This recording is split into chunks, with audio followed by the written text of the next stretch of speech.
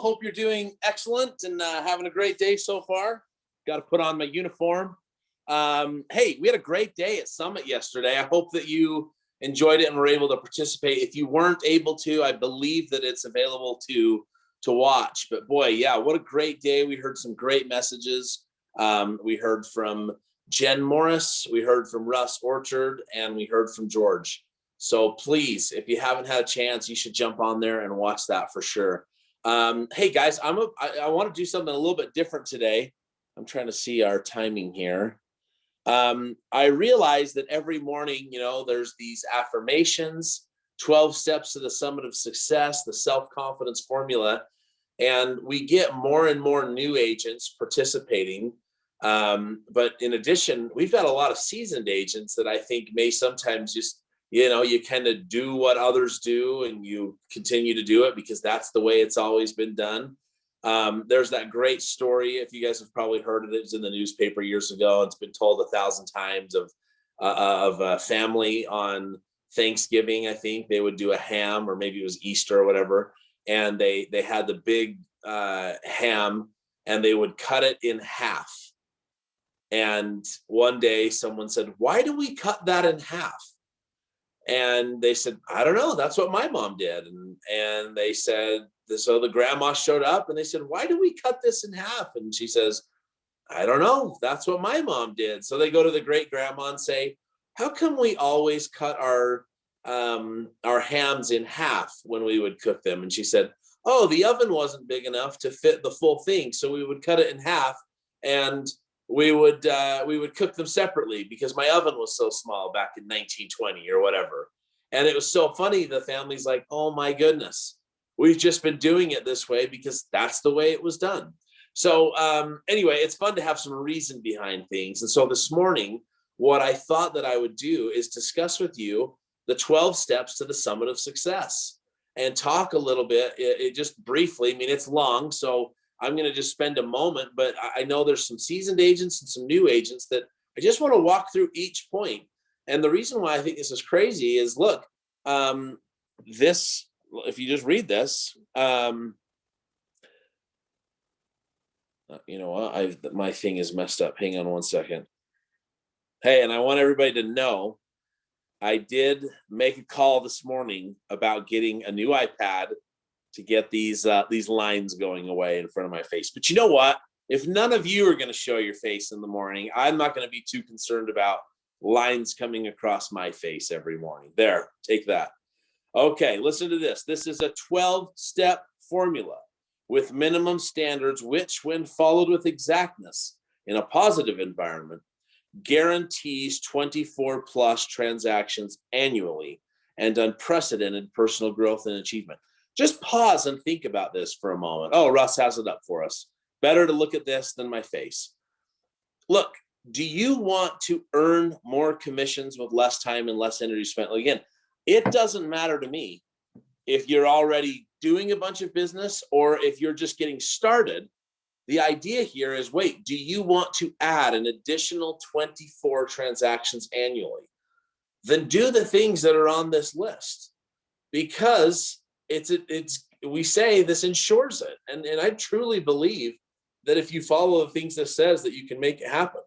So let's start with number one here, guys. Okay. Number one, I dedicate 1 hour daily toward building and protecting my self-confidence. Hey, look, this is an excellent way. And I'm preaching to the choir here because I know you're here. Look, when I'm doing morning Ascent, it's usually about 30, 40 minutes. So if George is doing it, it's probably usually closer to an hour. So boom, there's your 1 hour. But think about, what are the activities? Just ask that question. What activities will build and protect my self-confidence, my mindset? What are you reading? What are you watching? In some ways you could kind of look at it like this little scale. Is it possible that some of the things that you are doing are wiping out some of the positive things you've done every day? Look, just get yourself totally committed to asking, what activities can I engage in that will build and protect my self-confidence? And then engage at a higher level in those things. It's really essential. And morning Ascent is certainly one of those. Coaching calls, coaching, role playing, which is part of this as well. Just be thinking about what could that look like. Okay, let's move to the next one. Oh, let me actually back up. 1 hour daily, guys. That's not too long. So look, is there something you can do in the morning, like morning ascent, and then something else for 30 minutes in the afternoon? Like, what do you listen to when you're in the car? Are there any podcasts you're loving? I've had podcasts on my phone forever, and it really has just been in the last 2 years that I have like actually really fallen in love with certain podcasts. And you guys, you should be engaging in those and finding the people whose voice you like to hear and listening to that. It's a great thing to do. Even like first thing when you wake up in the morning, put earpods in and start listening to something else, someone else's voice. Okay, number 2, I practice and internalize my sales skills for a minimum of 1 hour each day. What does that look like to you? Right? Who are you communicating with? Hey, Russ, do you mind actually taking that off? I've got it right here and it's throwing me off. Thank you so much. And you guys should all have it. You've got it available to you. But think about that for a moment, right? You're practicing and internalizing your sales skills. Don't do this while you're prospecting. I've asked this question for years where I've said, hey, what if you could have the greatest real estate coach and mentor in the world be your personal guru? And they'll give you all of the information they have and teach you everything to say for free. Does that sound like a good deal? And everyone's like, yes, I want it. But then we say, okay, but if you don't say the right thing, ask the right question, upswing when you're supposed to, downswing when you're supposed to, pattern interrupt when you're supposed to, right? Ask the right question, whatever it might be. If you don't do that and it costs you a sale, you owe this coach what those commissions would have been.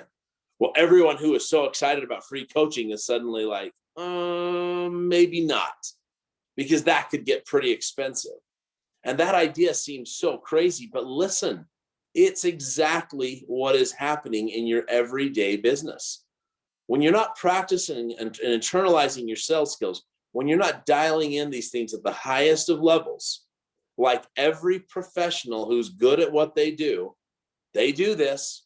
You go to really, really great law firms, guess what they have inside of their law firm? The good ones. They've got a fake courtroom. It's got jury chairs. It's got a judge bench. It's got a spot for a clerk. It's got prosecutor bench, table, and desk. It's got a defense, everything. Why? So they can go in and master their craft. So that the one time when they have to go to court, attorneys are often settling things, but when they go to court, it's not a brand new feeling.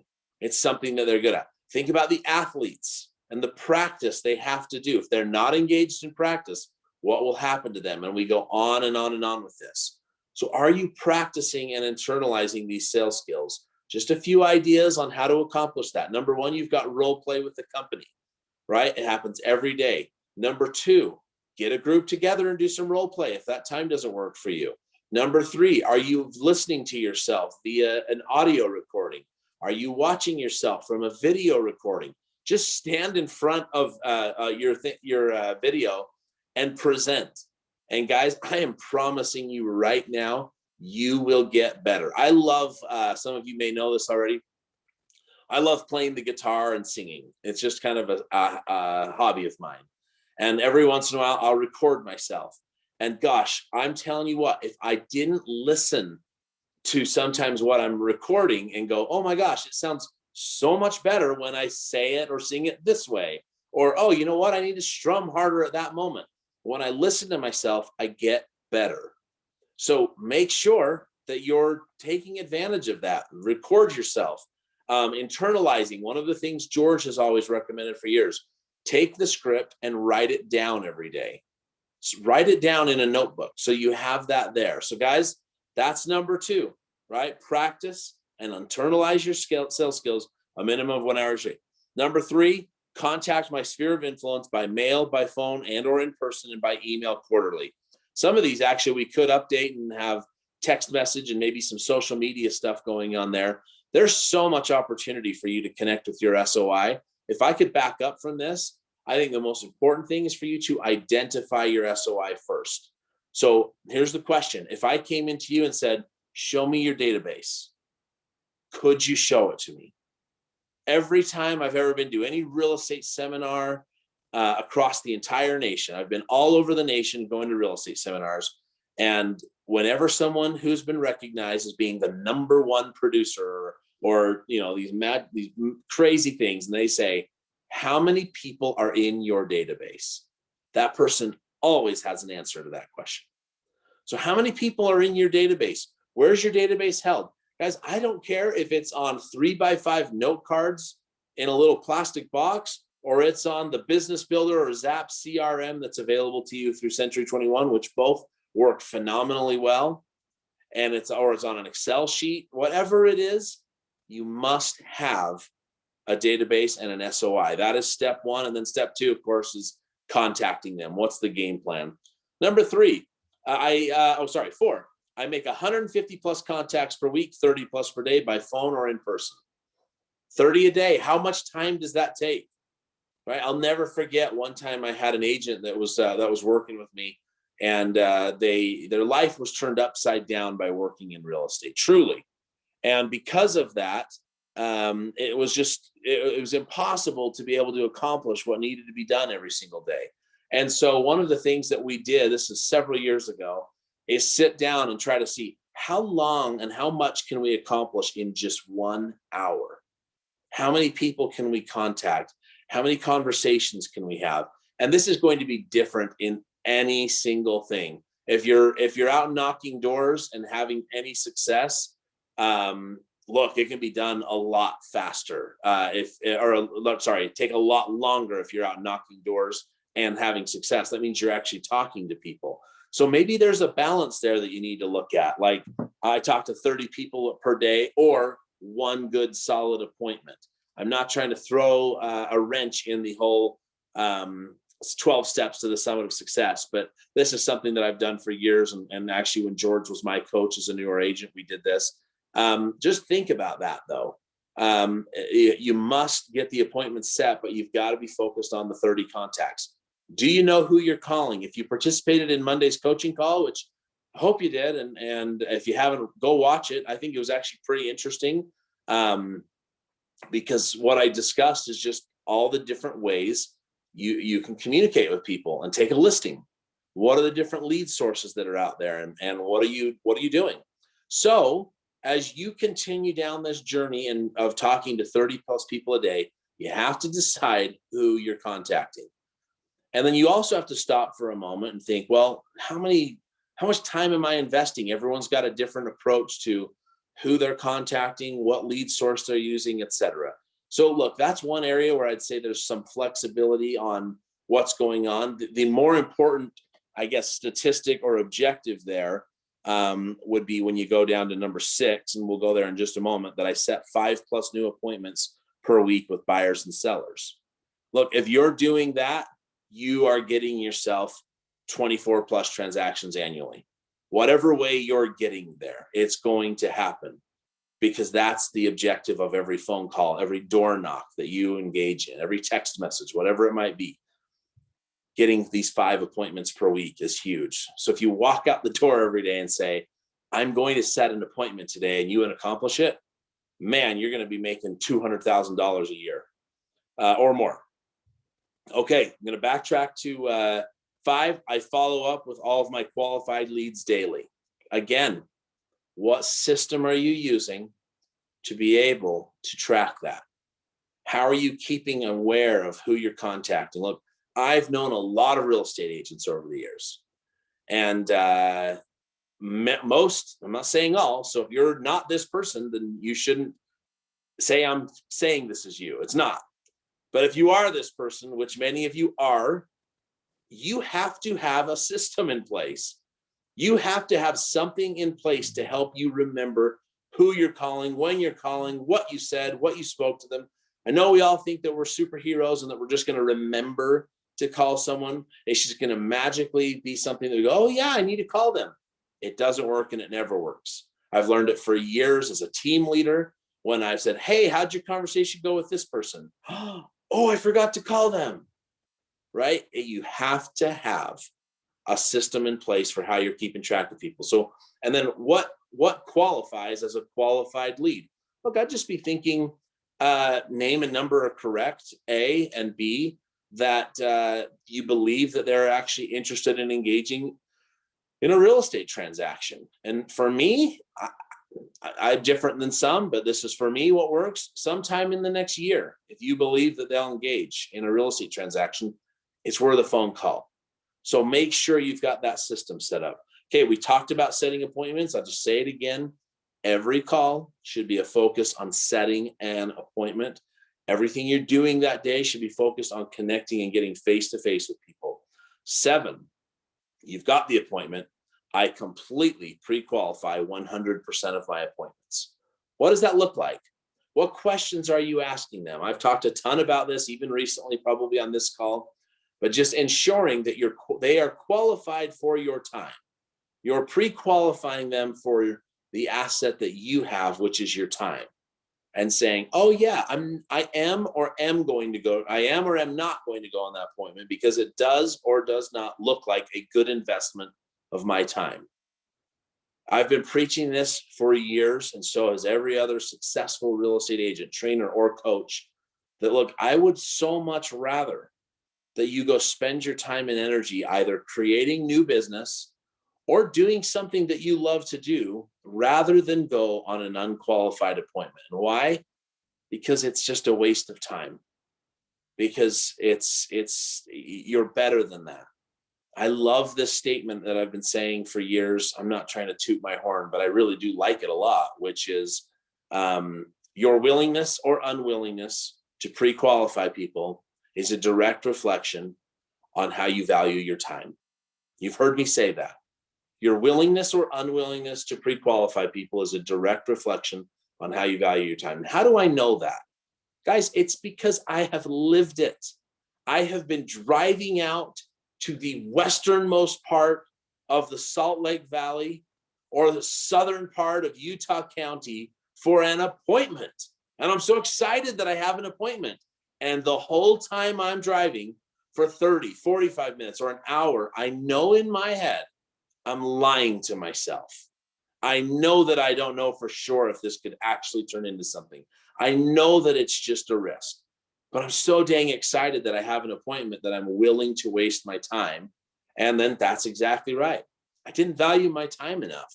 So please, please, please make sure you're pre-qualifying 100% of your appointments. 8, I have an appointments attended to listings taken ratio of at least 50% or greater. I love how these all tie together. You'll never get those type of statistics unless you're good at internalizing and practicing your sales skills. But boy, if you knew you were setting, let's just say 5 appointments every single week, and you were able to attend 4 of them, and you're able to take 2 listings. I mean, you guys can imagine how these numbers can work, or if it's a few buyers and a couple listings, whatever it might be, taking a listing a week, getting a buyer broker each week. Pretty fascinating. And I know some of this sounds right now like a lot. Yes, it's happening every single day and every single week among you on this call and among your peers. It's possible. Okay, 9, I call all of my sellers weekly and reduce all listings every 3 weeks, a minimum of 5%. Some of these are not really attuned to this market, but that's still applicable. Have you ever had to do a price reduction in this market? Has anyone? The answer is yes. And so you got to be thinking, and when this market will shift, you guys, at some point, and I'll never forget, and some of you have done this, where you've actually said to a person, I really believe we can get this home sold in the next 4 months. Isn't that interesting to be able to say those words to someone and have to say them? I really believe, it's because there's so much inventory. And what's happening is that the market, a market that we saw in 2011 was, holy cow, I've got a few buyers and they're looking at 15 homes each. And they just can't pick which one they want because there's so much available to them. Isn't that crazy? What an interesting challenge that was.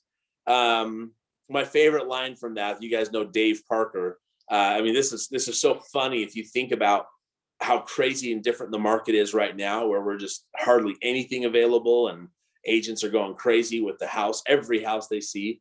Dave had a client back then that was like overwhelmed with how many options there were. And they were creating, and they'd go to all these different homes and they'd rank them and stuff. And finally, Dave said, guys, we're not creating a basketball team here. You don't have to have your top 5. We just need to find one that you love and you want to put an offer in. We're not creating a basketball team, because it became a thing for them where, let's figure out what are our top ones that we love. All right. I can't see your faces. I hope you're laughing. That was really funny. Okay, let's keep rolling. 10, I sell 75% or more of my listing inventory. Again, another one in this market where, I mean, ultimately you should be looking at 100%. But you never know. But as things change, that's just making sure you've got your price reductions in line, that you've got, it's a skill too. You'll have to work through this, but and it will happen. And even in this market, I just saw a post from someone the other day that said, hey, I'm kind of freaked out. Have things slowed down? I just took a listing and it's well priced, and I only had 2 showings this weekend. Can I tell you one of the things that's happening for sure? People are pricing their homes so high. Let's say you've got a home that's a good $500,000 home, and that's at its max, but everybody thinks, well, I have to offer 560 for it or 570 for it. Isn't that interesting? You get people turning away from there. So pricing your homes and using pricing strategies right now is as important as it has ever been. I know that that's happened on a listing recently, where basically people stayed away from it because they thought they had to put an offer 50, 60,000 above. They'd pay full price for it, but they knew someone else was going to pay a ton of money for it. It ended up selling for $10,000 less than the list price. And a lot of people missed out on on an opportunity there. Okay. 11, I will return every signed call and contact every buyer lead within 2 hours of inquiry. Okay, guys, if you're taking listings, you should be getting phone calls right now. Where are you marketing your listing? What is on your sign? Like, do you have sign writers? Do you have opportunity to connect with potential buyers? I hope that you're doing that, because it's a great way for you to earn more business, figuring out a way to connect with people. That is your job. That's your objective. So don't just put a sign up in the yard. Make sure you still have some sign writers and some opportunities that way. 12, I only work with highly qualified buyers who have been pre-qualified by a mortgage lender and have signed a buyer broker agreement. I hope that that's part of your strategy and what you focus on in your business, right? You're only working. Your time, again, is your asset. Your people must be qualified for your time. And how do you ensure that? Well, you have to know that they have the right motivation, that they've been pre-qualified by a mortgage lender. And what I like to say is that they're just as committed to you as you are to them, which means they would be willing to sign an agreement with you. If not, it's not a client, and it's just it's a service that you're offering for potentially for free with massive risk. So make that a rule in your business, that you will only work with highly qualified buyers who've been pre-qualified by a mortgage lender and have signed a buyer broker commission. And if you do this, as it says, you will earn more commissions with less time and less energy spent. If you take a look and add up all of the items that we just put down, it's probably about 5 hours of work a day, 5 or 6 at most, depending on the approaches that you're taking. Isn't that interesting? Can you work 6 hours a day with a couple of appointments during the day, and some administrative work? The answer is yes, for sure. So guys, make sure that you're getting committed to that. So for those of you always wondering and saying that every day, that's a quick dive into the 12 steps to the summit of success. It's your job. I love looking at that and thinking that's the job. That's what you should be spending your time, energy, and efforts doing. And if you're looking at your business right now saying, I need a jump start, I need to know what actions I should take. I'm a brand new agent. What should I do? Or I'm a seasoned agent and I want to double my business. Look at this list and utilize the points that you're not currently utilizing, if there are any, or if you need to double some of them, figure that out. All right, guys, thanks so much for being here today. Let's do some closing affirmations.